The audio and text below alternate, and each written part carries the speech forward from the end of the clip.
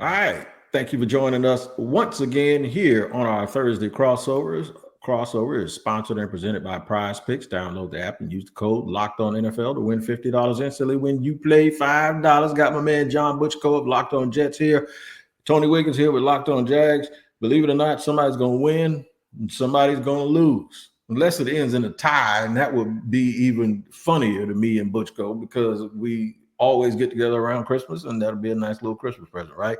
But I don't think that's what's going to happen. I think the Jets are going to win, and I think the Jets are going to win simply because of the fact that, Aaron Rodgers doesn't want to just go out as a total loser, does he? And lose to this team this Sunday?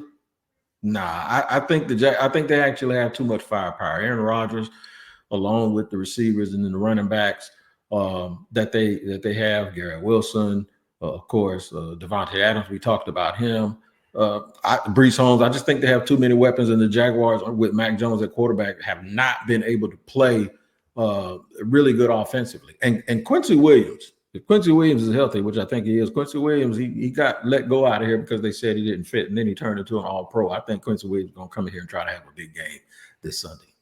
You know, it's interesting, Tony, because I have like the opposite perspective. Like all week on Locked On Jets, I've been talking about how our friends at FanDuel have the Jets favored, and I'm like, really? The Jets are favored? Like, how can you favor the Jets in any game, much less a road game? Right. I think it's an interesting contest. I think like this time of year too, it's like the question. It's always a big debate in the Jets fan base. Maybe it is in the Jaguars fan base. Do you want to win? Because do you want to win games, or do you want to like lose and get the higher draft pick? And you know what? I'm glad you said that because that actually happened 4 years ago with Trevor Lawrence and Zach Wilson.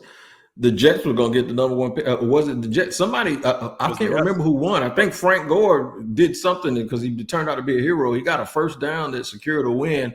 And we started thanking the Jet people. And then the Jet media guys start talking about Jacksonville as a city, saying Trevor ain't going to like it there. So for a couple of years, we were on Zach Wilson watch, and y'all were on Trevor Lawrence watch up there with the Jets. Yeah, that was we were right. Frank Gore made the catch. It was a game against the Rams. He made the catch to seal the game, and like this was like classic Adam Gase, because Adam Gase was the Jets head coach, and the Jets built their offense around Frank Gore that year, who was 37 years old. I mean, he was the go-to guy on offense, which was crazy because Frank Gore's a great player, but he was well past his prime at this point. But he was a guy who was maybe like a couple carries a game. He was like a guy in the locker room for leadership if you want to have him around. So Adam Gase is taking nonstop criticism. Frank Gore makes the catch to seal the win to get them to 1-13, and Adam Gase is like pounding his chest at the press conference. He goes, "I guess it was pretty smart to have a future Hall of Famer on the roster." He's dunking on everybody because Frank Gore makes the play to get him to 1-13. The other thing about that game was the Jets blew a big lead, and the punter Braden Mann made a touchdown saving tackle that on a return that would have won the game for the Rams. So for years, people have talked about the punter like costing the Jets Trevor Lawrence. Man, that's wild, man. And now Trevor's not here. Zach Wilson is backup quarterback in Denver, I believe. Trevor's out injured. And we got 49-year-old Aaron Rodgers, and I'm kind of like joking coming in here. It's a chance for people to see a Hall of Famer. I saw Dan Marino play his last game. I don't know if this is Aaron Rodgers' last season, but I saw Dan Marino play his last game right here. And I always kind of held that. I mean, he got sent out of here with 62-7, but I don't think that's going to happen this weekend with the Jets. The Jaguars are wearing their nostalgic throwback jerseys that they love so much. The last time they wore them, they won. So it'll be a good sign if they could get away with that. But I really don't believe with the way this team is playing. I honestly think you have to score at least 17 points, and I don't think the Jaguars can do it unless they get a defensive turnover or a defensive touchdown. I just don't think that they can get to 17 with the way that this team is played.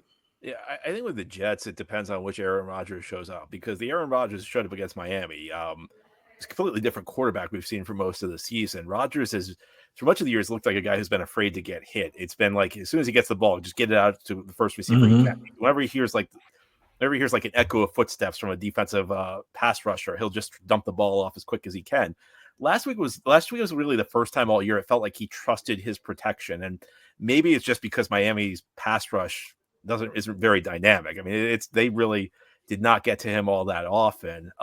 He actually looked down the field. He actually was able to hit some big plays in the passing game and stand in the pocket. And that version of Aaron Rodgers could have a big week. He could, put enough points on the board. But if we get the Aaron Rodgers we've seen most of the year, who doesn't trust the pass rush, who's afraid of taking hits, and not unjustifiably afraid of taking hits because he's been banged up. When he's taken hits this year, the 41-year-old body has not responded. He's been on the injury report a lot. He's dealt with an ankle injury, a knee injury, a hamstring injury. He's played through it, but he's clearly been compromised.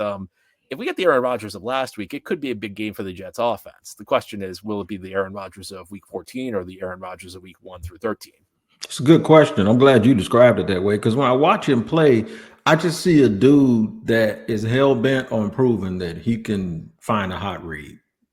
Yeah. It just looks like that's what he says. It's like, okay, we ain't playing football. We just playing hot read. I like, as soon as I get it, I got you. I found a hot read. Even if it's not a completion, I found a hot read. There it is. We had it, but he dropped it. Or I threw a bad pass, but I got you. That seems like what he's been doing as opposed to really, really playing quarterback and standing back and taking chances. It's a great way to describe it. And a couple teams, Minnesota and then Seattle 2 weeks ago, they kind of baited him into interceptions where like they showed blitz and they knew where he was going to go. They knew where his hot read was, and they dropped somebody to undercut it and picked it off. 2 weeks ago, it was a huge play. It was Leonard Williams, a former Jet. It was a defensive tackle. They dropped him into the area where Garrett Wilson was running a slant, and Leonard Williams picked the ball off. Jets were up 14 at that point, and he ran it back for a touchdown, which completely changed the game.